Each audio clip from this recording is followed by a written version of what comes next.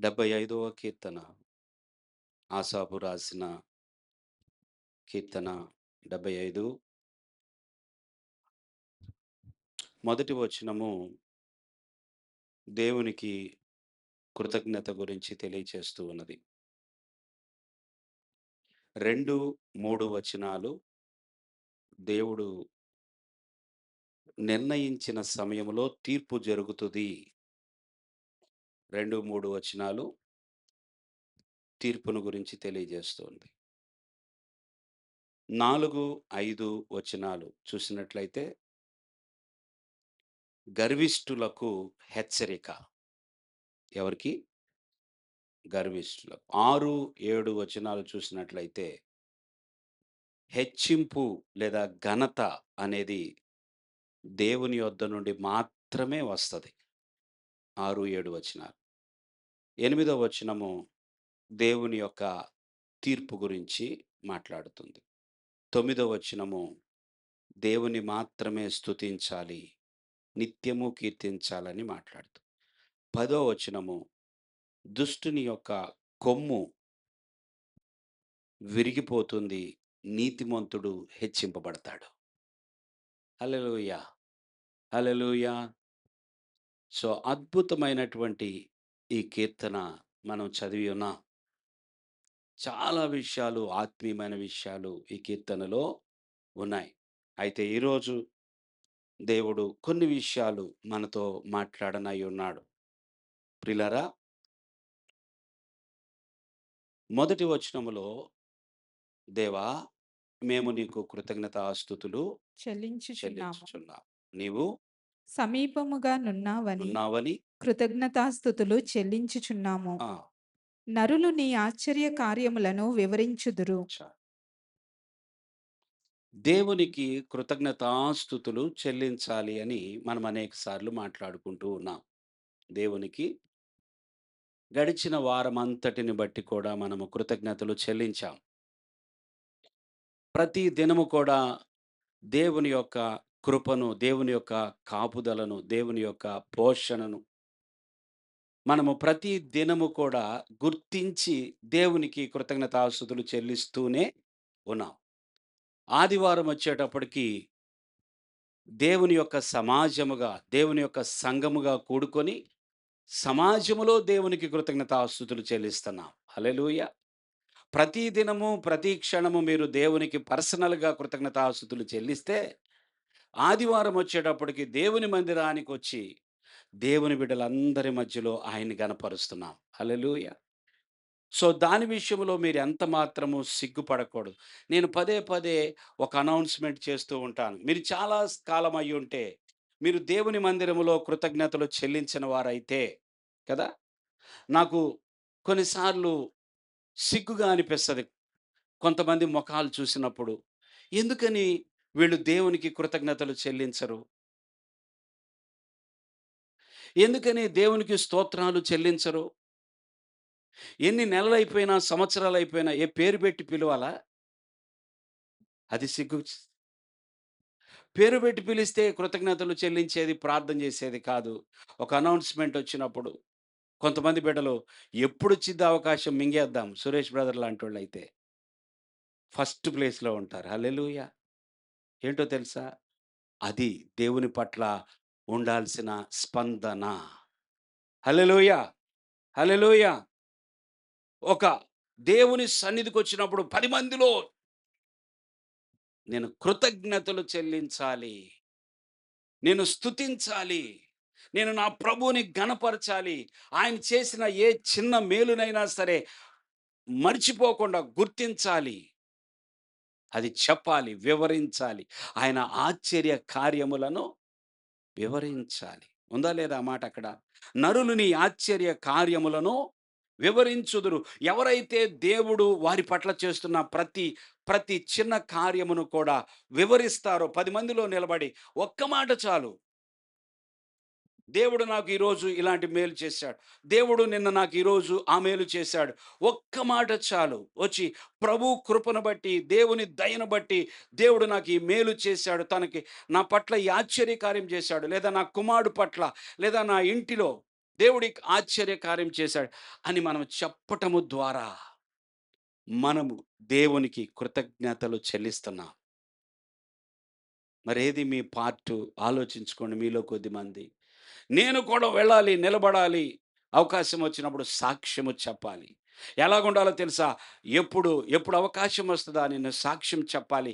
ఈ మేలు గురించి దేవునికి చెప్పాలి. కృతజ్ఞత. దేవుని స్తోత్రం. దేవునికి కృతజ్ఞతలు. అనేక సార్లంట దేవుని యొద్దకు విజ్ఞాపనలు లేకపోతే విన్నపాలు వెళతాయి గానీ, కృతజ్ఞతాస్తుతులు మాత్రము దేవుని దగ్గరికి చాలా తక్కువ వెళతాయంట.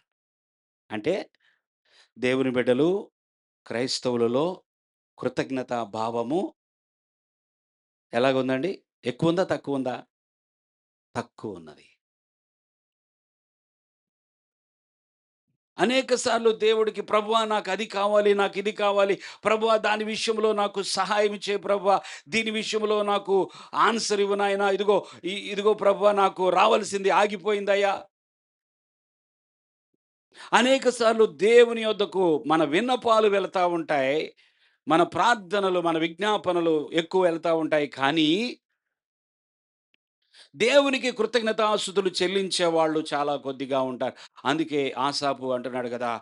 దేవా మేము నీకు కృతజ్ఞతాస్తుతులు చెల్లించుచున్నాము. హల్లెలూయా!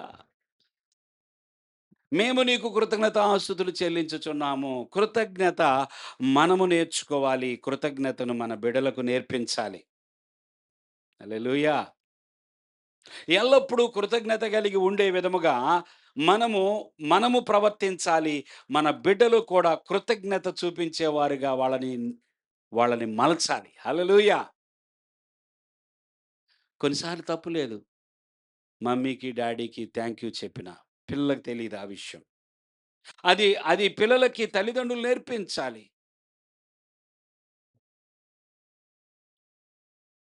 చెప్పకపోయినా పర్వాలేదు అన్నట్టుంటది.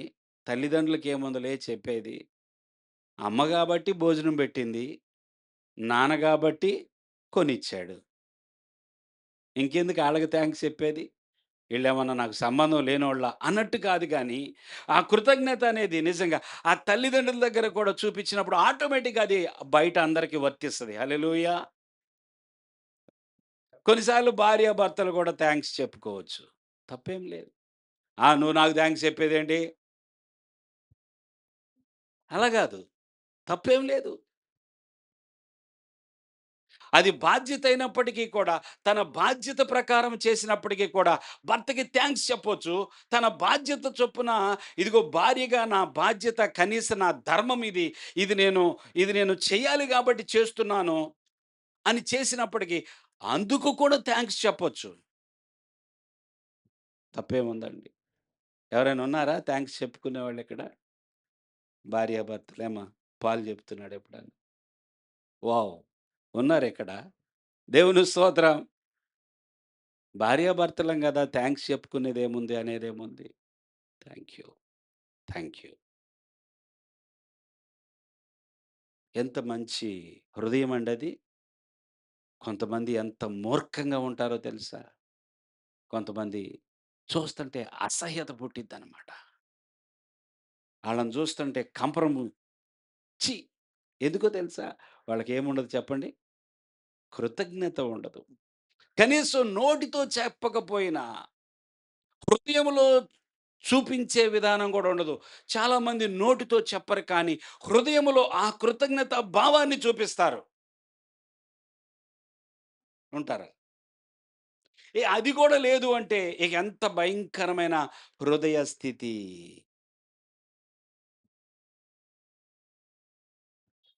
దేవుని స్తోత్రం. దేవా! మేము నీకు కృతజ్ఞతాస్తుతులు చెల్లించుచున్నాము. దేవునికి కృతజ్ఞతాస్తుతులు చెల్లించడానికి నా దగ్గర కారణమేమి లేదు అని ఎవరైనా అంటున్నారంటే ఇక అంతకంటే మూర్ఖులు మరొకళ్ళు లేరు. దేవునికి కృతజ్ఞతాస్తుతులు చెల్లించడానికి నా దగ్గర, నా యొద్ద కారణాలేమీ లేవు. లేవా? ఉన్నాయా? లేవా? దేవునికి కృతజ్ఞతాస్తుతులు చెల్లించటానికి నా దగ్గర కారణం లేదు అంటున్నారంటే, ఇక అంతకంటే అజ్ఞానులు, మూర్ఖులు మరొకరు లేరు. ఎన్ని ఉన్నాయో దేవునికి కృతజ్ఞతాస్తుతులు చెల్లించటానికి ఇన్ని ఉంటాయి కారణాలు. దేవుని స్తోత్రం చెల్లించండి. ఎన్ని? మన తల వెంట్రుకలు. ఎంత జుట్టు ఊడిపోయినా, ఎంత పలచబడ్డా ఎంట్రుకలు లెక్కబట్టగలమా? లెక్కబట్టలేం గదా! అన్ని కృతజ్ఞతలు. అన్ని కారణాలున్నాయండి. ఇక్కడ ఆసాపు గారు గుర్తించిన ఒక కారణం ఏంటో తెలుసా? దేవునికి కృతజ్ఞతాస్తుతులు చెల్లించడానికి ఆసాపుకు కలిగిన ఆసాపుకు ఆసాపు యొక్క హృదయాన్ని తాకినటువంటి ఆసాపు హృదయాన్ని తాకినటువంటి ఒక ఒక సందర్భం ఏమిటో తెలుసా? ఆయన సమీపముగా ఉన్నాడు. అందరూ చెప్పండి. ఎందుకు ఈయన కృతజ్ఞతాస్తుతులు చెల్లించుచున్నాడంటే, దేవుడు సమీపముగా ఉన్నాడు. దగ్గరగా ఉన్నాడంట. ఎప్పుడైనా మనం ఇది గుర్తించామా? ఎప్పుడైనా ఈ విషయాన్ని బట్టి దేవునికి కృతజ్ఞతాస్తుతులు చెల్లించామా? నీవు సమీపముగా ఉన్నావు. మరొక అర్థము మరొక వెర్షన్‌లో అయితే కింద ఒక మాట రాసి ఉంటది. నీవు అన్న దగ్గర నామము, నీ నామము సమీపంగా ఉంది. దేవునికి చప్పట్లు కొడదాం. ఎవరు? నీవు. నీ నామము సమీపంగా ఉంది. నువ్వు దగ్గరగా ఉన్నావయ్యా. నువ్వు దగ్గరగా ఉన్నప్పుడు నేను ఎలాగో కృతజ్ఞత చెల్లించకుండా ఉండగలను? హల్లెలూయా! నువ్వెక్కడో కొండ మీద కూర్చుంటే, ఎక్కడో ఉన్నాడులే ఆయన అనుకోవచ్చు. నువ్వెక్కడో పరలోకములో ఉండేవాడవు, నాకు దగ్గరకొచ్చేవాడవు కాదైతే, ఎక్కడో పరలోకంలోనే ఉంటాడు ఆయన నా దగ్గరికెప్పుడొచ్చాను అనుకోవచ్చు. నువ్వెక్కడో మందిరములో, చర్చిలో మాత్రమే ఉండే దేవుడివైతే, చర్చిలోనే ఉంటాడులే ఆయన అనుకోవచ్చు.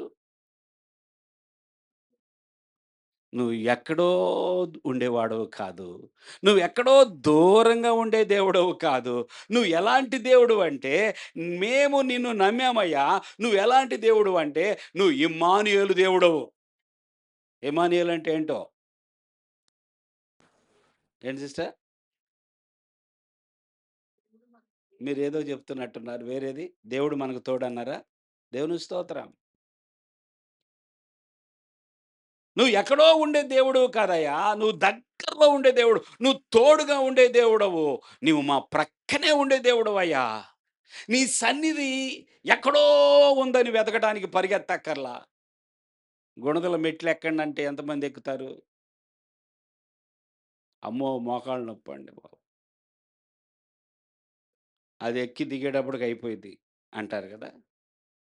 నేను అసలు చెప్పనులే ఎక్కమని. నేనెందుకు చెప్తాను? దేవుడు ఎక్కడో ఉండేవాడు కాదు. దేవుడు ఆయన నామము నీకు సమీపంగా ఉన్నది.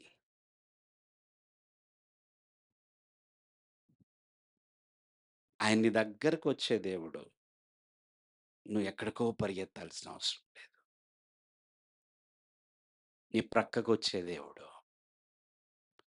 నీవు గుంటలో పడిపోతే గుంటలోకొచ్చే దేవుడాయన. నీ మీద అపనింద పడితే, ఆ అపనిందలో నీతో పాటు నిలబడే దేవుడాయన. నువ్వు చెరసాల్లో పడిపోతే, ఆ చెరసాల్లో కూడా నీతో పాటొచ్చి, చెరసాల్లో కూడా నీ ప్రక్కనే ఉండే దేవుడాయన. దేవుని స్తోత్రం. దేవుడు దూరముగా ఉండే దేవుడు కాదాయన. ఆయన నువ్వు గుంటలో పడిపోయినప్పుడు నీ ప్రక్కనే ఉంటాడు. ఆయన నువ్వు చెరసాల్లో పడిపోయినప్పుడు నీ ప్రక్కనే ఉంటాడు. అందుకే నీవు ఒక రోజున సింహాసనం మీద కూర్చుంటావు. దేవుని స్తోత్రం. యోసేపు తన జీవితంలో దేవుడు లేడు, నన్ను వదిలేసాడు. ఛీ! నేను కూడా దేవుడిని వదిలేస్తున్నాను అని చెప్పలా. ఎప్పుడు దేవుని యొక్క సన్నిధిని ఆయన గుర్తిస్తూనే ఉన్నాడు. ఎప్పుడు దేవుని యొక్క సమీపత్వాన్ని ఆయన అర్థం చేసుకుంటున్నాడు గనుక ఒక భయంతో బ్రతుకుతున్నాడు. ఏడన్నాడు దేవుడు? చూడలేదుగా, ఎవరు లేరుగా ఇప్పుడు. ఇప్పుడు ఎక్కడున్నాడు దేవుడు? లేడులే, చూడట్లేదులే. ఎక్కడో ఉండుంటాడులే ఆయన. ఆయనకేం తెలుసు అని అనుకున్నట్లయితే యోసేపు జీవితం వేరొక విధంగా ఉండేది. కానీ యోసేపు ఎప్పుడు కూడా దేవుడు నన్ను చూస్తానే ఉన్నాడు. దేవుడు నన్ను చూస్తానే ఉన్నాడు. అందుకే ఆయన ఐగుప్తు దేశానికి రాజుగా అయిపోయాడు. హల్లెలూయా! బానిసగా అమ్మబడినటువంటి యోసేపు తన జీవితంలో బానిసగా వెళ్ళినటువంటి ఒక దేశంలో అతడు రాజు అయ్యాడంటే, సింహాసనం మీదకి ఎక్కాడంటే యోసేపుకి అర్థమైందేంటో తెలుసా? దేవుడు సమీపంగానే ఉన్నాడు. పరిస్థితులు మారొచ్చు.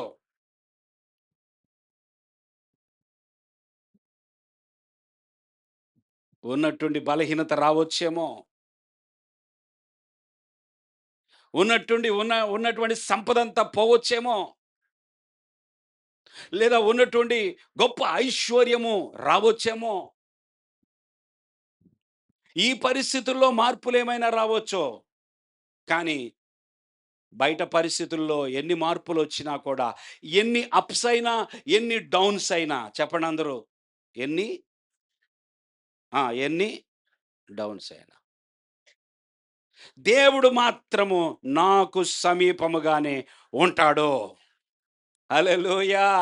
దేవుడు మాత్రము నాకు సమీపంగానే ఉంటాడు. నేను పడిపోయినప్పుడు ఆయన పారిపోయేవాడు కాదు. నేను పడిపోయినప్పుడు ఆయన దూరంగా ఉండేవాడు కాదు. నేను పడిపోయిన చోటకొచ్చి నన్ను లేవనెత్తేవాడు.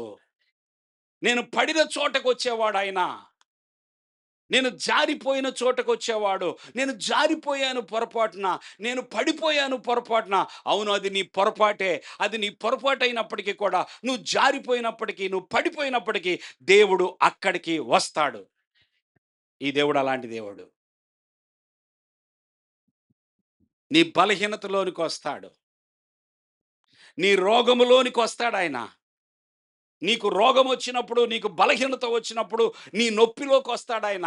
ఆయన, ఆయన కూడా ఆ నొప్పిని షేర్ చేసుకోవడానికి, ఆ మోకాలు నొప్పో, ఆ నడుము నొప్పో, ఏదో ఒక బాధ, ఆ బాధను పంచుకోవడానికి నీ ప్రక్కకొస్తాడు, నీకు సమీపంగా వస్తాడు. నీకు బలం పెరిగినప్పుడు ఉంటాడాయన, నీకు బలం తగ్గినప్పుడు ఉంటాడాయన. ఆయన సమీపంగా ఉండే దేవుడు. ఆయన సమీపంగా ఉండే దేవుడండి. ఆయన దగ్గరగా ఉండే దేవుడు. ఆయన సమీపముగా ఉండే దేవుడు. ఆయన నామము సమీపంగా ఉంటది. ఒక వ్యక్తి మునిగిపోతూ ఉన్నాడు. విశ్వాసముతో నడవగలననుకున్నాడు. విశ్వాసముతో సముద్రం మీద నీటి పైన నడవగలననుకున్నాడు.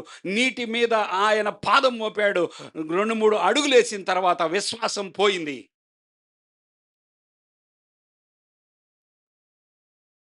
విశ్వాసం బలహీనపడింది.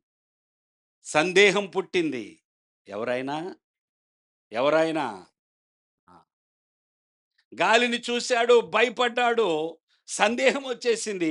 అప్పటి వరకు నీళ్ళ మీద అడుగులు వేసినటువంటి ఆయన, ఆ అడుగు ఇక ముందుకెళ్ళటంలా, ఈ అడుగుతోనే అక్కడే దిగబడిపోతున్నాడు. అక్కడే నీళ్ళల్లో ముంచివేయబడుతున్నాడు. అలాంటి సమయంలో ఆయన ప్రక్కనే ఉన్నాడు. దేవుని స్తోత్రం. నీటి పైన నడిచినటువంటి పేతురు నీటిలో మునిగిపోతూ ఉన్నప్పుడు, ప్రభువా! ఆయన నామము సమీపంగా ఉన్నది. ఆయన నామము సమీపముగా ఉంటది. ప్రభువా! నన్ను రక్షించు. ఏమన్నాడండి? ప్రభువా! నన్ను రక్షించు. ప్రభువా! నన్ను రక్షించు. ఒక్క మాట, ఆ పేరు పిలవగానే ప్రభువా! ఆయన ప్రక్కనే ఉన్నాడు. ఆయన నామమును ఎత్తగానే, ఇదిగో నా చెయ్యి. అల్ప విశ్వాసి, ఎందుకు సందేహపడ్డావు? అల్ప విశ్వాసి, చెప్పండి. ఎందుకు సందేహపడ్డావు? దేవునికి కృతజ్ఞతలు చెల్లించటానికి ఇది నీకు కారణమగును గాక.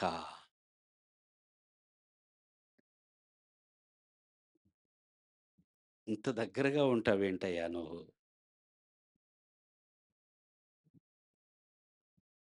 కొంతమంది అంటే మీకు చాలా ఇష్టం. ఎందుకో తెలుసా? వాళ్ళెప్పుడూ కూడా ప్రతి పరిస్థితిలో కూడా మీతో నిలబడతారు. హల్లెలూయా! అది అర్ధరాత్రైనా, అది మధ్యాహ్నమైనా సరే, ఒక్కసారి వాళ్ళని పిలవగానే వాళ్ళేమంటారంటే, వాళ్ళకి చాలా కష్టం ఉన్నప్పటికీ కూడా, "అయ్యో! లేదు, నేనొస్తాను.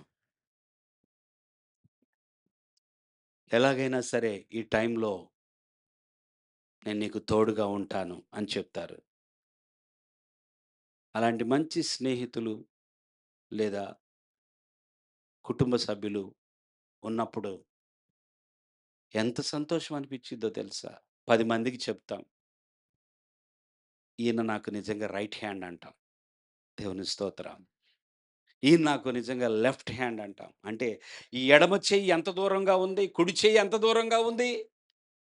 ఈ దేహానికి కుడి చెయ్యి దూరంగా ఉందా? ఎడమ చెయ్యి దూరంగా ఉందా?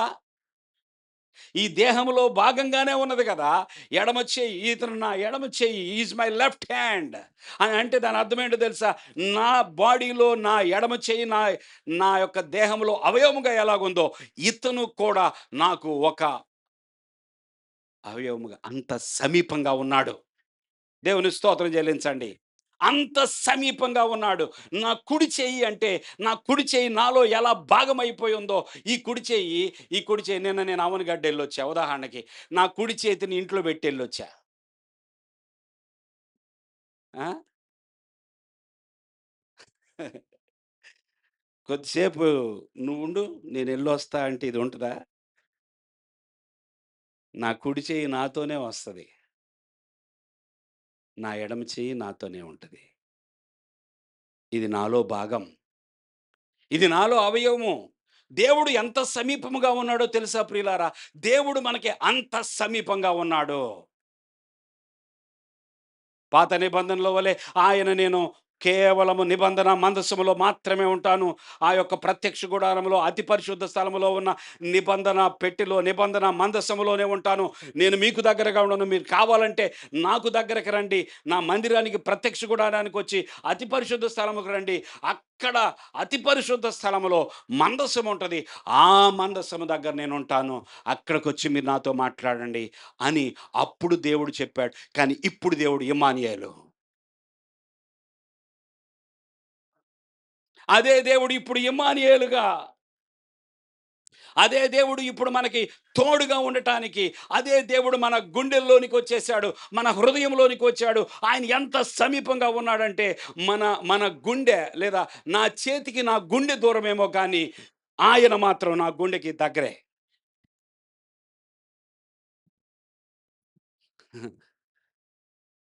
దేవుని స్తోత్రం.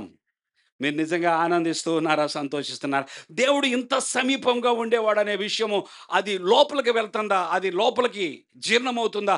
దేవుడు నా కుడి చేత్తో నా గుండెను పట్టుకోవడానికి నా గుండె దూరంగా ఉందేమో గాని, నా దేవుడు మాత్రం నా కుడి చేతిలోనే ఉంటాడు. ఆయన సమీపంగా ఉండే దేవుడు. ప్రియులారా, ఆయన సమీపంగా ఉండే దేవుడు. ఆయన దగ్గరగా ఉండే దేవుడు. ఈ విషయాన్ని మనం ప్రతిరోజు అనుభవించాలి. ఈ విషయాన్ని మనము ప్రతి క్షణము, ప్రతి పరిస్థితిలో అది పగలైనా, రాత్రైనా గాడ్ ఈజ్ విత్ మీ.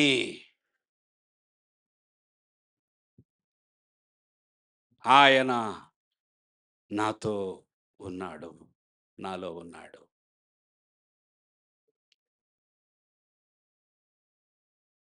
మీరనుకుంటుండొచ్చు. ఆ రోజు నాకు అవమానం జరుగుతుంటే దేవుడెక్కడున్నాడు? ఆ రోజు నన్ను కొడుతుంటే దేవుడెక్కడున్నాడు? ఆ రోజు నన్ను తిడుతుంటే దేవుడెక్కడున్నాడు? ఆ రోజు నేను పడిపోతే దేవుడెక్కడున్నాడు? కొన్నిసార్లు మనకి ఈ అనుమానాలెక్కువ. అనేక సార్లు మనం అవిశ్వాసముతోనే బ్రతుకుతూ ఉంటాం. అనేక సార్లు దేవుడు లేడు అన్నట్లుగానే ఆలోచిస్తా ఉంటాం. అనేక సార్లు దేవుడు దూరంగా ఉన్నాడని అనిపిస్తా ఉంటది. మనం మారాలి. హల్లెలూయా! మనం మారాలి. ఆయన సన్నిధిని వెతకాలి. రాత్రి యవనస్తుల కూడికలో ఆయన సన్నిధి కావాలి. ఓబేదేదోము ఇంటిలో ఆ దేవుని యొక్క మందసం పెట్టినప్పుడు, ఆ మందసము ఆ ఇంటిలో ఉన్నందుకు 3 నెలల్లో ఓబేదేదోము యొక్క ఇల్లు, ఇంటి వారందరూ కూడా ఆశీర్వదించబడ్డారు. ఆ సన్నిధి పోయింది కదా అని చెప్పి ఓబేదేదేమో కృంగిపోలేదు. ఆ మందసము దావీదు వచ్చి తీసుకొని వెళ్ళిపోయాడు కదా, ఇంకేముందులే బ్లెస్సింగ్, ఇక నాకు అయిపోయింది నా జీవితం అనుకోలేదు. ఆ మందసం పెట్టిని వెంబడించాడు ఓబేదేదేమో. ఆ మందసము పెట్టి ఎక్కడుందో అక్కడికెళ్ళి పరిచర్య ప్రారంభించాడు. ఆయన సంతానము ప్రత్యక్ష గుడారం దగ్గర సేవ చేశారు. ఓబేదేదేమో ఆశీర్వదించిన దేవుణ్ణి విడిచిపెట్టలేదు. ఆశీర్వాదము కంటే ఆశీర్వదించిన దేవుణ్ణి కోరుకున్నాడు. ఆయన దగ్గర పరిచర్య చేశాడు. ఆయన సన్నిధి. ఆయన సన్నిధి కోరుకోవాలి ప్రియులారా. ఆయన సమీపంగా ఉండే దేవుడు. ఆయన సన్నిధిని కోరుకోవాలి. ఆయన దగ్గరగా ఉండే దేవుడు. అందుకనే కృతజ్ఞతలు చెల్లించాలి. పొద్దున్నే లేచి, లేదా ఎప్పుడైనాను సరే, ఏ పరిస్థితిలో అయినా సరే, ప్రభువా నువ్వు నాకు సమీపముగా ఉన్నందుకు, నీవు నాకు దగ్గరగా ఉన్నందుకు నీకు స్తోత్రాలు చెల్లిస్తున్నానయ్యా. నీ నామము నాకు సమీపంగా ఉంది. ఆయన నామం అంటే ఆయనే. ఆయన నామము ఆయనే. ఆయన ఆయనకొక నామము. ఆయనకున్న శక్తి మనకు దగ్గరగా ఉంది. ఆయనకున్న అధికారము మనకు దగ్గరగా ఉంది. ఆయన ఆయనకున్న ఆయనకున్న జ్ఞానము, ఆయనకున్న బలము, ఆయన ప్రేమ అన్నీ మనకు దగ్గరగా ఉన్నాయి. హల్లెలూయా! హల్లెలూయా! ప్రియులారా, మొదటి వచనంలో నువ్వు సమీపంగా ఉన్నావని, రోమా పత్రికలో ఒక మాట ఉంటది. 10వ అధ్యాయం అనుకుంటున్నాను. ప్రభువు నామమును బట్టి ప్రార్థన చేయు వారందరూ రక్షింపబడుదురు. ఏ నామము? ఏ నామము? ఎవరికైనా రక్షణ కావాలి అంటే, ఎవరైనా రక్షింపబడాలి అంటే ఏ నామాన్ని పిలవాలంట? యేసు నామం. హల్లెలూయా! అన్ని నామముల కన్న పైనామము యేసుని నామము. ఎన్ని ఎన్ని తరములకైన తరములకైన గణపరచదగిన గణపరచదగిన క్రీస్తేసు క్రీస్తేసు నామము. నామము అన్ని అన్ని నామముల నామముల కన్న పైనామము యేసుని నామము. ఎన్ని తరములకైన గణపరచదగిన క్రీస్తేసు నామము. యేసునామము జయం జయము, సాతాన్ శక్తుల్ లయం లయము. యేసునామము జయం జయము, సాతాన్ శక్తుల్ లయం లయము. హల్లెలూయా హోసన్నా హల్లెలూయా. హల్లెలూయా ఆమేన్. నిద్ర వచ్చేవాళ్ళు గట్టిగా పాడండి. హల్లెలూయా ఆమేన్. హల్లెలూయా. ఎవరికైనా నిద్ర వస్తే గట్టిగా పాడమన్నా, అందరికంటే గట్టిగా పాడాలి, నిద్రపోయిద్ది. హల్లెలూయా. ప్రభు నామం ఎంత సమీపంగా ఉన్నదంటే మనము పిలిస్తే చాలు. కొంతమంది విన్నా కూడా వినపడినట్టుగా ఉంటారు కదా. 3 సార్లు పిలవాలా, అప్పటికి వినపడలేదు అన్నట్టుగా ఉంటారు వాళ్ళు కావాలని. అమ్మో పిలుస్తుంది, ఏదో పని చెప్పిద్ది. 3 సార్లు 4 సార్లు పిలిచిన తర్వాత ఆ! ఏదో అప్పుడే అన్నట్టు. ఎన్నిసార్లు పిలవాలిరా నిన్ను? ఎప్పుడు పిలిచావు? ఇప్పుడేగా నాకు వినపడింది కదా. రాహుల్ అట్ట చేస్తారు కదా, చేస్తారు. చాలామంది ఉన్నారు అట్లాంటోళ్ళు. వినపడలేదన్నట్టుగా ఉంటారు. వినపడలేదన్నట్టుగా. దేవుడు అలాంటోడు.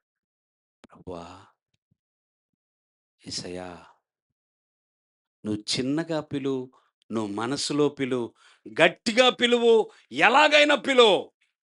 వెంటనే, వెంటనే ఆ నామము నిన్ను రక్షిస్తది. హల్లెలూయా! ఆ నామము నిన్ను రక్షిస్తుంది. అందుకే ప్రభువు నామమును బట్టి ప్రార్థన చేయువాడెవడో వాడు రక్షింపబడును. 10 అధ్యాయము 13 వచనం అది. రోమా పత్రికలో ఉంది. 10, 13లో. ప్రభువు నామమును బట్టి ప్రార్థన చేయవాడెవడు. ఆయన నామము సమీపంగా ఉంది ప్రియులారా.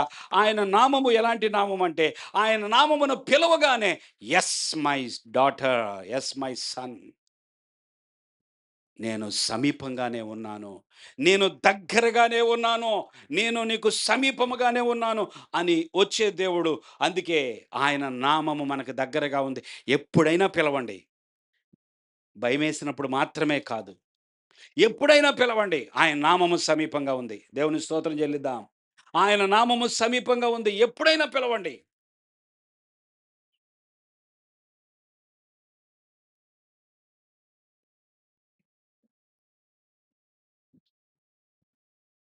కొన్ని చోట్లకెళ్ళి మొబైల్ మాట్లాడదామంటే నెట్వర్క్ ఉండదు. హలో, హలో, హలో ఏముండదండి? నెట్వర్క్ ఉండదు. సిగ్నల్ రావట్లా. ఇప్పుడు ఇంట్లో మాకు ఎయిర్‌టెల్ సిగ్నల్ పెద్దగా రాదు నాది. ఒక్కోసారి అందుకే ప్రతిసారి బయటకొచ్చి మాట్లాడుతున్నా. దేవుడికి, నీకు మధ్య నెట్వర్క్ ఎప్పుడు డిస్టర్బ్ అవ్వదు. నువ్వు డిస్టర్బ్ అయితే తప్ప. అర్థమైనోళ్ళు గట్టిగా చెప్పండి. దేవునికి నీకు మధ్యలో నెట్వర్క్ ఎప్పటికీ డిస్టర్బ్ కాదు. అది తుఫానైనా, అది కరెంట్ లేకపోయినా, కరెంట్ ఉన్నా, కరెంట్ లేకపోయినా, పగలైనా, రాత్రైనా యేసయ్యా నెట్వర్క్ కలిసిపోయిద్దంతే. ఆయన నామమే గొప్ప నామం ప్రియులారా. అందుకే అపోస్తుల కార్యములు 4వ అధ్యాయంలో ఏముంటదో తెలుసా? 12వ వచనంలో మరి ఎవని వలనను రక్షణ కలుగదు. హల్లెలూయా! మరి ఎవని వలనను రక్షణ కలుగదు. రక్షణ కలుగదు. ఈ నామముననే ఈ నామముననే మనము రక్షణ పొందవలెను గాని ఆ! ఆకాశము క్రింద మనుష్యులలో ఇయ్యబడిన మరి ఏ నామమున రక్షణ పొందలేము అనెను. చాలు దేవునికి స్తోత్రం. ఈ నామమే. ఏ నామము? అందరూ చెప్పాలి. ఏ నామము? ఆ! యేసుక్రీస్తు అనే నామము. ఈ నామము వలననే రక్షణ కలుగుతుంది గనుక, ఆ నామమును బట్టి మీరు పిలవండి. ఆకాశం కింద మనుషుల్లో ఇవ్వబడిన మరి ఏ పేరు చెప్పినా కూడా రక్షణ కలగదు. పిలిస్తే పిలుచుకోండి. అది మీ ఇష్టం. ఆ పేరు చెప్తేనా? ఈ పేరు చెప్తేనా? ఆ పేరు, ఈ పేరు మనకెన్నో పేర్లుంటాయి. కానీ రక్షించే నామం ఒక్కటే. నీ ప్రాణానికి, నీ ఆత్మను రక్షించే నామము మాత్రం ఒక్కటే. ఆ రక్షించే నామం యేసు నామం అంతే. నాకు చాలా ఉన్నాయంటే అది మీ కర్మ అనాలి. ఏమనాలి? రక్షించే నామం. బైబిల్ చెప్తుంది. ఈ నామము వలననే మీకు రక్షణ కలుగును.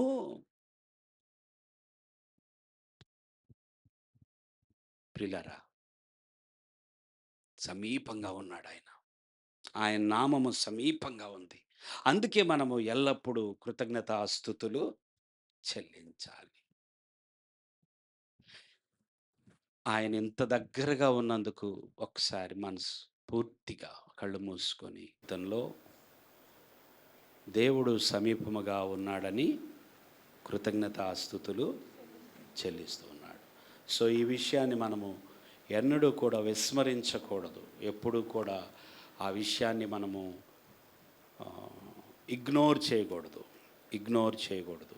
దేవుడు సమీపంగా ఉన్నాడు అనే విషయము ఎప్పటికీ అది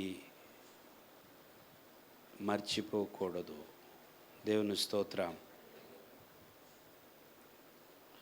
ఇంకొక విషయం మాత్రమే నేను మీతో పంచుకుంటాను ఈ కీర్తనలో నుండి.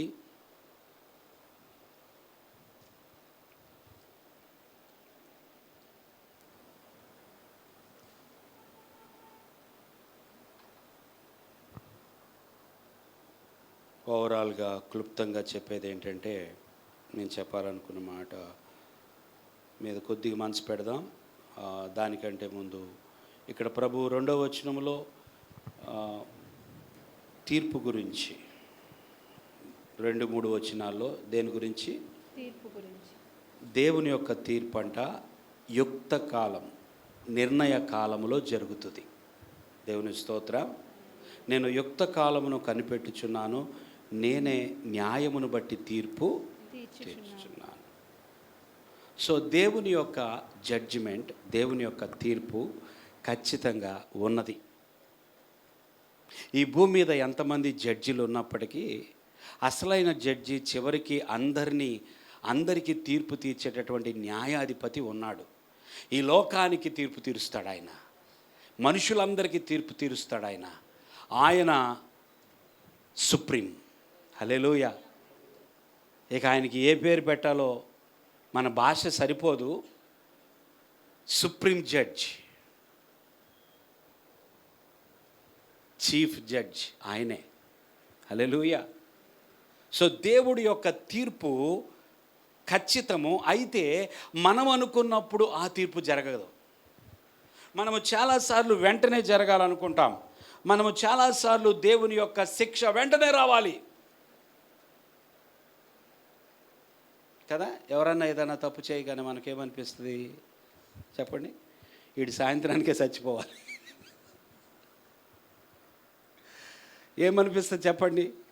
ఎవరైనా తప్పు చేశారనుకోండి, ఎవరైనా మోసం చేశారనుకోండి, వీడికి ఇప్పుడే కాలు ఇరిగిపోవాలి, జడ్జిమెంట్ వచ్చేయాలి, ప్రభువా ఇప్పుడే అగ్ని. ఏలియా ప్రవక్త కనుక కొండ మీద కూర్చున్నాడు, ఆయన కోపం వచ్చి. హల్లెలూయా. ఆయన దగ్గరగా ఆయన పట్టురండి పోయి అక్కడ ఉన్నాడు అని చెప్తే వీళ్ళు పెద్ద వస్తాదులు బయలుదేరారు. ఎవరిని పట్టుకోవడానికి? ఏలియా ప్రవక్తను పట్టుకోవడానికి బయలుదేరారు. పాపం అమాయకులు పొరపాటును పోయి చిక్కుకున్నారు. పోయి ఆయన రోషం కలిగిన వాడు, దేవుని సన్నిధిలో జీవించేవాడు.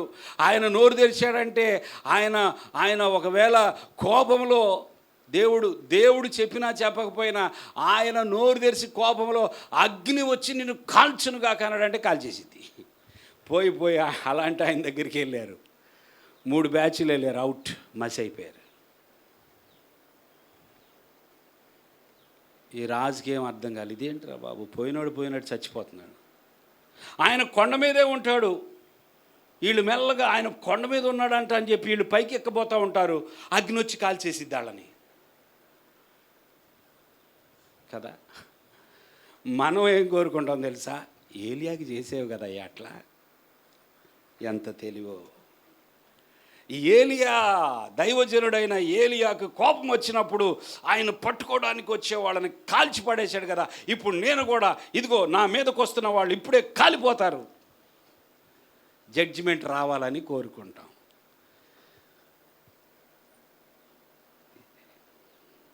అది జరగదు. హల్లెలూయా, హల్లెలూయా.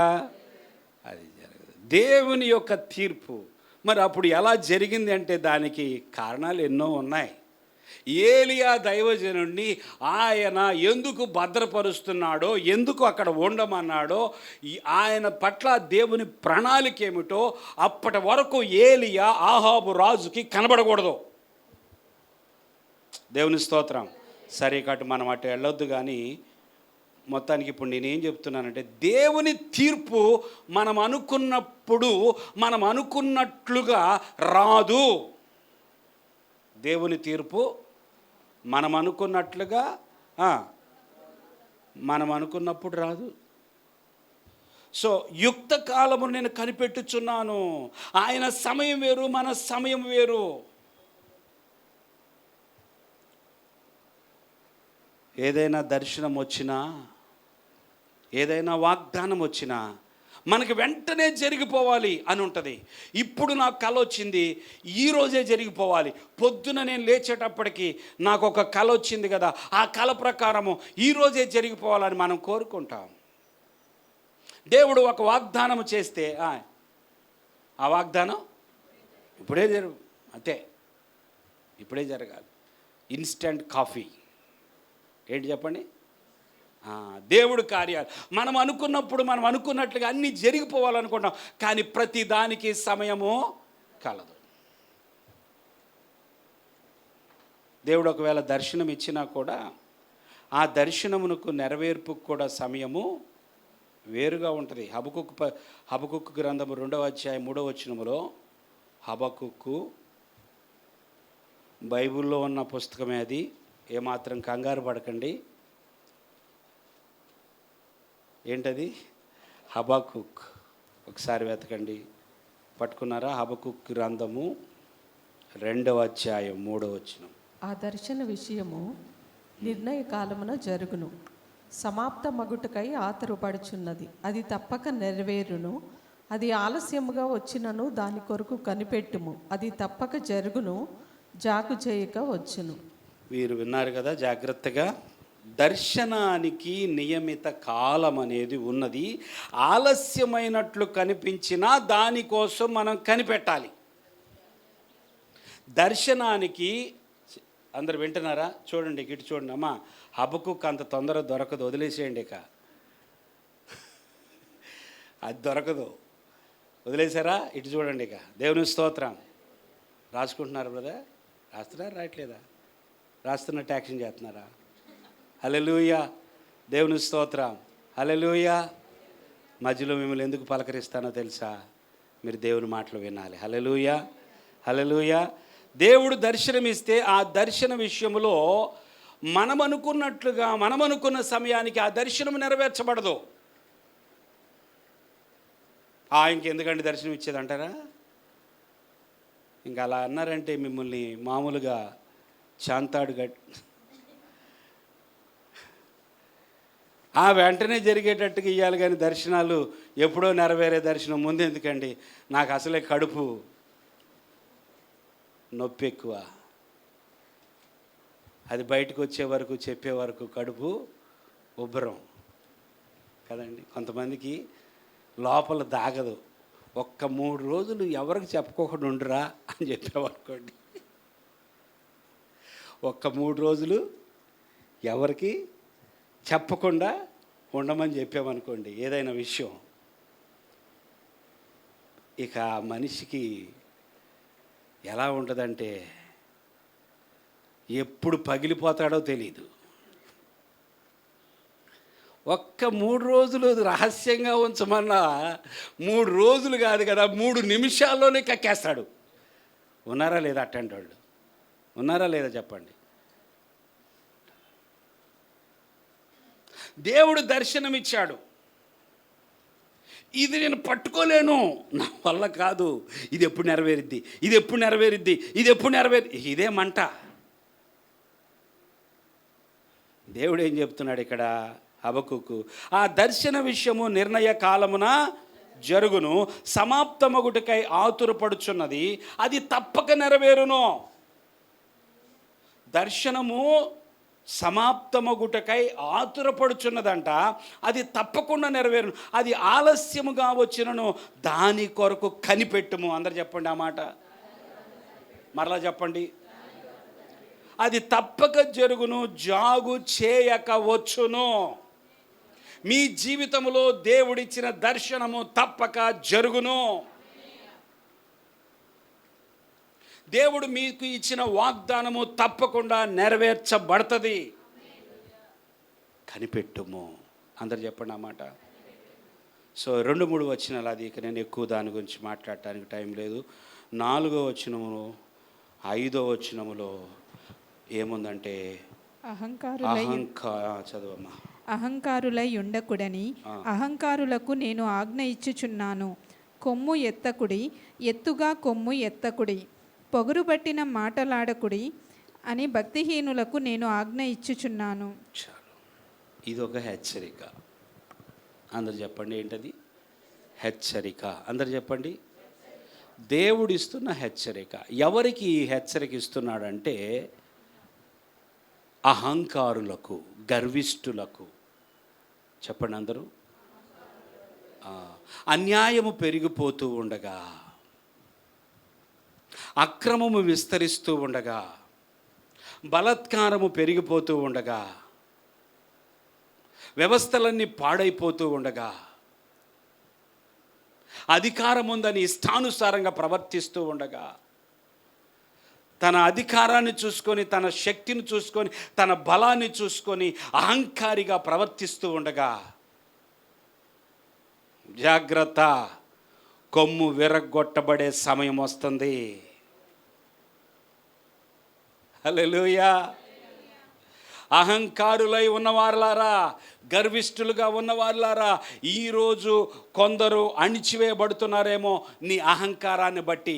ఈరోజు కొందరు నీ గర్వాన్ని బట్టి తొక్కబడుతున్నారేమో.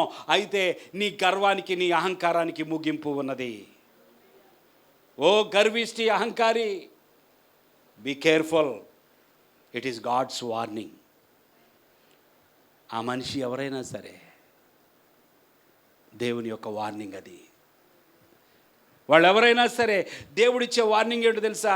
మీరు అహంకారులై ఉన్నారు కదా, టైం ఫిక్స్డ్. ఏమంటాం మనం? కొన్నిసార్లు ఏమంటాం చెప్పండి? టైం ఫిక్స్డ్ అనండి. అంటే ఏంటి దాని అర్థం? ఎవరికి పెట్టాము? ఎవరికో టైం పెట్టాము. నీ టైము ఫిక్స్ అయింది అంటాం. అంటే ఏంటి? నీకు టైం పెట్టాను, ఆ టైంలో నీ సంగతి చెప్తాను, అంతే కదా. దేవుడు అదే అంటున్నాడు. మరి మనం అనేది, దేవుడు అనేది కూడా ఒకేలాగుంది. Time fixed. ఎవరికి? అహంకారులకి. ఎవరికి? గర్విష్ఠులకి. ఎవరికి? ఇప్పుడు అన్యాయం చేస్తున్నవారు, అక్రమం చేస్తున్నవారు, బలాత్కారం చేస్తున్నవారు, ఇతరుల మీద పడి అన్యాయంగా దోచుకుంటున్నవారు, జాగ్రత్త. మనమేమో నాశనం అయిపోవాలయ్యా వాడు, ఇప్పుడే అంటాం. నిజమే నా కుమారుడా, నేను నాశనం చేస్తా, నేను తీర్పు తీరుస్తా. ఆగు, నువ్వు ఆగు. పరలోకంలో దేవుని బలిపీఠం కింద అనేక మంది ఆత్మలు మొరపెడుతున్నారంట. నాదా సత్యస్వరూపి, ఎప్పుడయ్యా, ఇంకా ఎప్పుడయ్యా? ఆగండి, బోర మోగుతుంది, ఆగండి. హల్లెలూయా. బోర మోగుతుంది ప్రియులారా. అది 3, 4, 5 వచనాలు. ఇక 6, కొమ్ము ఎత్తకుడు ఎత్తుగా, కొమ్ము ఎత్తకుడు పొగరు పట్టిన మాటలు ఆడకుడి అని భక్తిహీనులకు ఆజ్ఞ ఇస్తున్నాడంట. భక్తిహీనుల పని అయిపోయిందండి, వాళ్ళకి ఎంతో టైం లేదు. నీతిమంతులారా ప్రభుని స్తుతించండి. హల్లెలూయా. నీతిమంతులారా ప్రభుని స్తుతించండి. నీతిమంతులారా గంతులు వేయండి. ఎందుకంటే భక్తిహీనులకు సమయం అయిపోవచ్చింది. భక్తిహీనులకు ఫ్యూచర్ లేదు, భక్తిహీనులకు భవిష్యత్తు లేదు. చెప్పండి ఆ మాట. కొమ్ము ఎత్తే వారికి భవిష్యత్తు లేదు. ఈ రోజుల్లో ఎలా ఉందంటే, అదేం ప్రత్యేకంగా వివరించక్కర్లా, ఆ విషయాలన్నీ మీకు తెలుసు. బైబిల్ కంటే కూడా రాజకీయాలు ఎక్కువగా తెలిసిన వాళ్ళు ఉన్నారు కనుక ఇంక చెప్పక్కర్లా, మీకు అర్థమవుతుంది. అది ఎంత రెచ్చిపోతున్నారో తెలుసా? ఎంత లెక్కలేకోకుండా ప్రవర్తిస్తున్నారో తెలుసా? అన్యాయము ఏరులై పారుతుంది ప్రియులారా. అన్యాయము ఏరులై పారుతుంది. నీతి న్యాయము పరిపాలన లేదు. కొమ్ములన్నీ విరిగిపోయే సమయం వస్తుంది. అధికారము, శక్తి తీసివేయబడే సమయం వస్తుంది. భూరాజులు, సామంతులు, సామాన్యులు పరిగెత్తుకొని వెళ్ళి కొండల దగ్గరికి వెళ్ళి, ఇదిగో మనకి దగ్గరలో కొండ ఉంది, ఈ కొండకు కూడా వెళ్తారు కొంతమంది. రేపొద్దున విజయవాడలో ఎన్ని కొండలు ఉన్నాయి, అన్ని కొండలకు పరిగెడతారు. ప్రకటన గ్రంథంలో రాయబడి ఉన్నది, భూరాజులు, సామాన్యులు, సామంతులు, ధనవంతులు అందరూ కూడా పరిగెత్తుకొని వెళ్ళి ఏమని కేకలేస్తారంట? మా మీద పడండి, పర్వతములారా మా మీద పడండి. గొర్రెపిల్ల ఉగ్రత మేము తట్టుకోలేం. గొర్రెపిల్ల ఉగ్రతను మేము తట్టుకోలేం. ఎవరా గొర్రెపిల్ల? దేవుని గొర్రెపిల్ల. ఎవరా గొర్రెపిల్ల? యేసు ప్రభు. ఆ గొర్రెపిల్ల, ఆ ఉగ్రత దినము రాబోతుంది ప్రియులారా. ప్రతి ఒక్కరి కొమ్ములు విరిగిపోబోతున్నాయి. భక్తిహీనులు ఇక ఉండరు. భక్తిహీనులకు తీర్పు జరగబోతుంది. ఈ భూమి మీద భక్తిహీనులు, దుష్టులు ఇక ఉండరు. అయితే వారు ఒక చోట ఉంటారు, అగ్నిగుండములో కాల్చివేయబడుతూ ఉంటారు. సమయం వస్తుంది. అందుకే చివరి వచనంలో ఏముందో తెలుసా? 10వ వచనంలో, భక్తిహీనుల కొమ్ములన్నిటినీ నేను విరగొట్టేదను, నీతిమంతుల కొమ్ములు హెచ్చింపబడును. దేవుని స్తోత్రం. ఇప్పుడు వరకు నీతిమంతులు హింసించబడ్డారు. ఇప్పుడు వరకు నీతిమంతులు చెప్పండి అణిచివేయబడ్డారు. ఇప్పటి వరకు భూమి మీద నీతిమంతులు అనబడిన వారు చంపబడ్డారు. నీతిమంతులు నీతిని గురించి మాట్లాడితే, న్యాయం గురించి మాట్లాడితే నోరు మూసేస్తారంతే, పీక పిసికేస్తారు. నీతి న్యాయము జరగదు. అయితే దేవుని స్తోత్రం చెల్లించండి. నీతిమంతులకు వారి కొమ్ములు హెచ్చింపబడే సమయము ఆసన్నమైంది. చాలా విషయాలు ఉన్నాయి, అవన్నీ నేను మీతో మాట్లాడలేను. ఈ కీర్తనలో చాలా లోతైన విషయాలు ఆయన రాశాడు. అయితే ప్రియులారా చూడండి, ఒక్కసారి చదవండి ఈ చివరి మాట, 6-7 వచనాలు. తూర్పు నుండి అయినను, పడమటి నుండి అయినను. ఎలా చదవాలి? నేను చదివినట్టు చదవాలి. చదవము ఇప్పుడు. తూర్పు నుండి అయినను.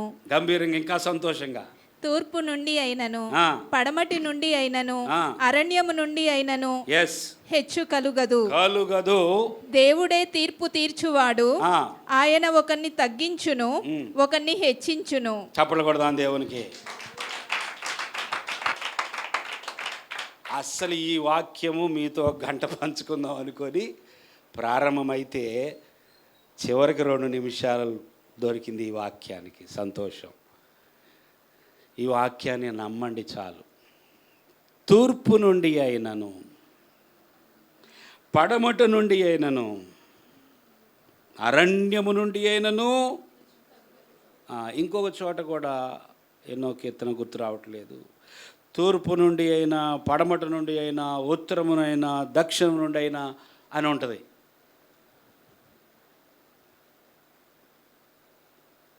ఎవరు మాకు చూసినా చెప్పట్లేదు.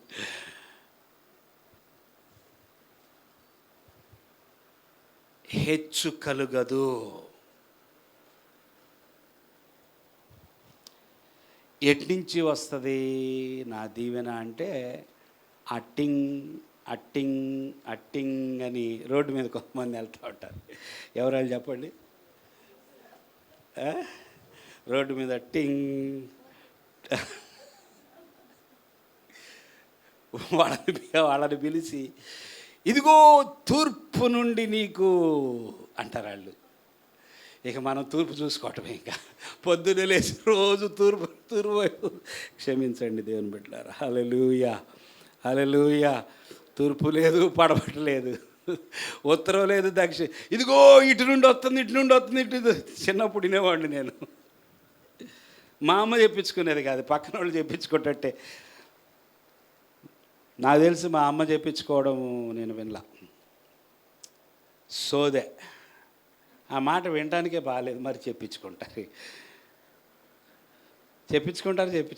సోదే. లేరు కదండి ఈ రోజుల్లో, చాలా అసలు కనపడతలే ఎక్కడ. మరి పల్లెటూరులో ఎక్కడ విలేజెస్లో తిరుగుతున్నారేమో కానీ మనకు విజయవాడలో మాత్రం పెద్దగా సోది చెప్పేవాళ్ళు ఏమో కనపడతలా. వాళ్ళు చెప్తారు, ఇటు నుంచి వస్తుంది, ఇటు నుంచి ఎట్నుంచి వస్తుంది, ఏం వస్తుంది. ఏమండి శేషగిరి గారు, చెప్పించుకున్నారు ఎప్పుడన్నా? అది ఏం చెప్పారు మీకు చెప్పండి, ఏమన్నా గుర్తుంటే.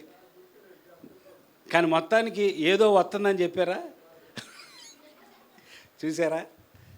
ఏదో వస్తుంది.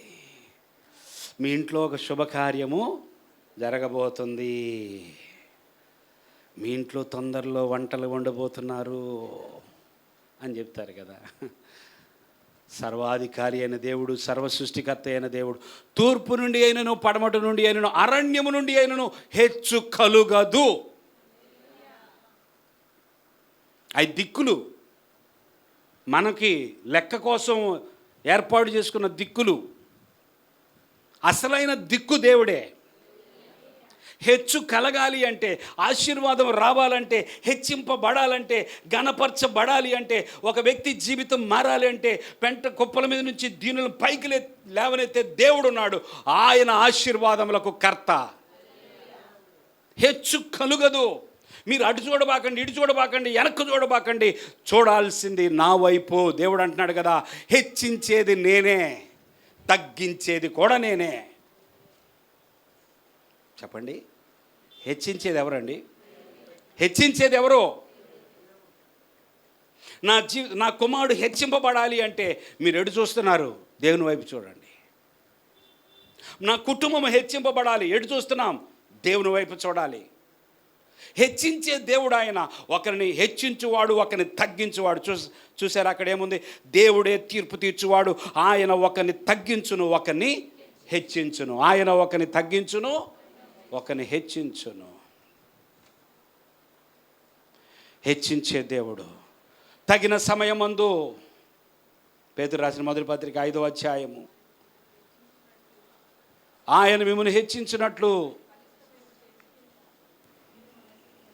దేవుని స్తోత్రం. ఆయన బలిష్టమైన చేతి క్రింద మీరు దీనులై ఉండండి, మిమ్మల్ని దేవుడు హెచ్చిస్తాడు.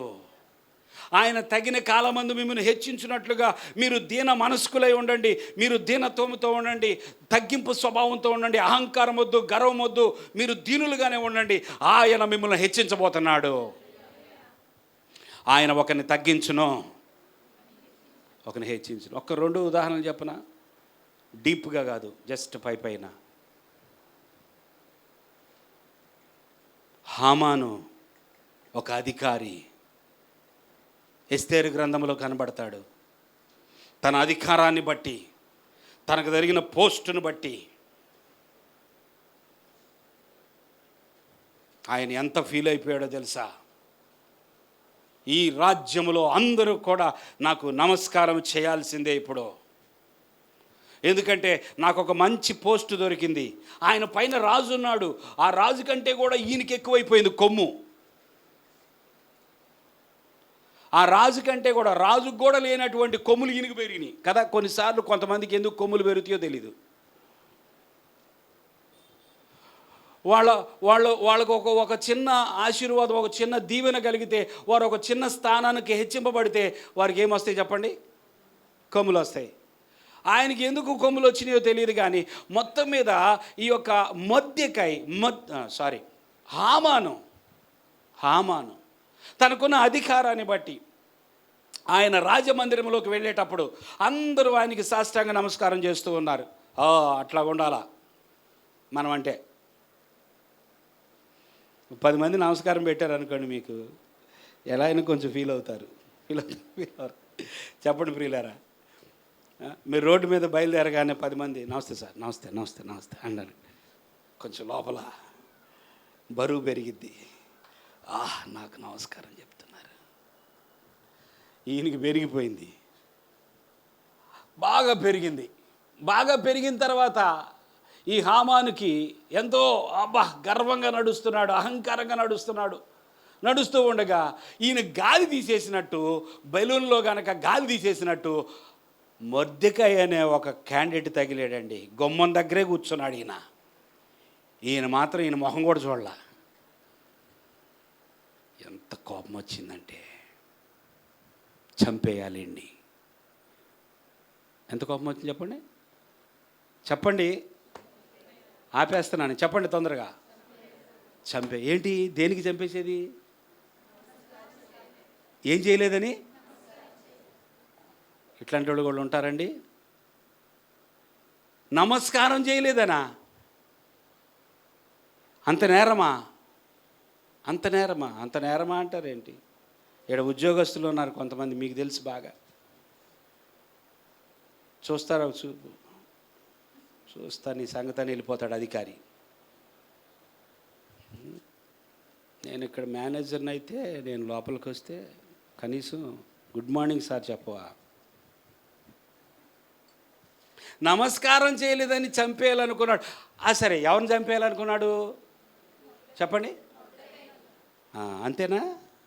అంతేనా? అయ్యో బాబోయ్, గుండె మీద చేసుకోండి ఒకసారి. ఈయన నమస్కారం చేయలేదని ఈయన్ని చంపటం అంటే అది వేరే విషయం. ఈయన జాతి ఈ దేశంలో ఉండకూడదు. మొర్దెకాయికి సంబంధించిన ఏ వ్యక్తి, మొర్దెకాయి వంశస్థులు, యూదులు అనబడే వాళ్ళు బ్రతకకూడదు, ఈ దేశంలో ఉండకూడదు అని అనుకున్నాడు. పాపం ఒక రాజుగారికి నిద్ర పట్ల. ఎవరికి నిద్ర పట్ల? ఆ రాత్రి కథ మొత్తం మారిపోయిందండి. ఒక్క రాత్రిలో కథ మొత్తం మారిపోయింది. హామాను ఏమనుకున్నాడు? మొర్దెకాయి వంశస్థులందరినీ చంపేయాలనుకున్నాడు. అయితే ఒక రాత్రి రాజుగారికి నిద్ర పట్టలేదు. ఆయనకి నిద్ర పట్టకుండా చేసింది ఆ మహారాజు. చెప్పండి, లేకపోతే సాయంత్రం వరకు వాక్యం చెప్తా. మీరు చెప్పండి అన్నప్పుడు చెప్పండి. హల్లెలూయా. ఆ మహారాజు ఏం చేశాడో తెలుసా? ఈ రాజుగారికి నిద్ర పట్టకుండా చేశాడు. ఈయన ఏం చేశాడు? నిద్ర పట్టకపోతే సినిమా చూసుకోవచ్చు కదా, చూడలా. లేకపోతే ఇంకేదో పని చేయొచ్చు కదా, తింటా ఉండొచ్చు కదా, రాజుగారు చేయలా. నిద్ర పట్టకపోతే ఈయన వెళ్ళి ఆ గ్రంథాలన్నీ తిరిగేస్తున్నాడు. నా రాజ్యంలో ఏమేం జరిగినాయి, లేదా నా పట్ల ఎవరైనా మేలు చేశారా, నా గురించి ఆలోచించిన వాళ్ళు, నాకు మేలు చేసిన వాళ్ళు ఎవరైనా ఉన్నారా, ఏమైనా రికార్డులు ఉన్నాయా అని చెప్పి వెతుకుతూ ఉంటే ఒక రికార్డులో ఒక పేరు దొరికింది. ఆ పేరు ఏం పేరంటే మొర్దెకాయి. దేవుని స్తోత్రం. తెల్లవారిన తర్వాత ఈ హామాను చంపాలనుకున్నాడు. హామాను పిలిచి, నేను గణపరచాలనుకున్న వాడిని ఎలా గణపరుస్తావంటే ఈయన రెచ్చిపోతున్నాడు. ఇక ఎందుకు నన్నే గణపరుస్తాడు రాజు అనుకుంటున్నాడు పాపం. అయ్యా రథం ఎక్కించాలయ్యా. అవునా, ఇంకేం చేయాలి అయ్యా? నీ దండ వేయాలయ్యా, దండలు వేయాలయ్యా, శాలువాలు కప్పాలయ్యా, ఉదాహరణకి ఊరేగించాలయ్యా, అందరూ జేజేలు కొట్టాలయ్యా. ఎందుకంటే రాజుగారు నా గురించి అడుగుతున్నట్టున్నాడు అనుకున్నాడు పాపం. అయితే ఇవన్నీ నువ్వే చెయ్యి. ఎవరికి చేస్తావో తెలుసా? మొర్దెకాయికి చెయ్యి. చప్పట్లు కొట్టండి దేవునికి.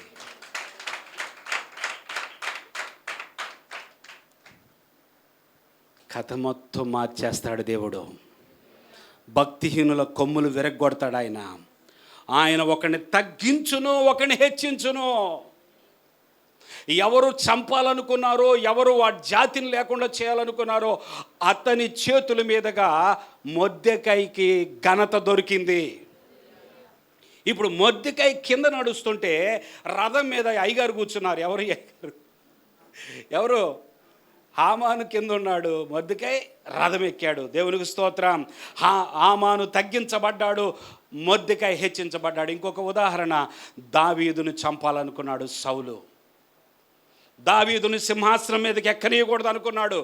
దావీదు ద్వారా నా సింహాసనానికి డేంజర్ ఉన్నది. నా కుమారుడా యోనాతానా, నువ్వు నాకు సహకరించో, దావీదుని వేసేద్దాం. దావీదును మాత్రం బ్రతకనీయకూడదు. ఎందుకో తెలుసా? ఏ రోజుకైనా సరే దావీదు సింహాసనాన్ని ఎక్కుతాడు, ఇశ్రాయేలీలకు రాజు అయిపోతాడు. దావీదు ఉండకూడదు. ఇంటికి పిలిచి భోజనం పెట్టి చంపేసేద్దాం. లేదా కూతుర్నిచ్చి పెళ్లి చేశాడు. రాత్రిపూట చాలామంది డౌన్ అయిపోయారు. కాపేస్తున్నాను దేవుని బిడ్డలారా, స్పందించండి కాస్త.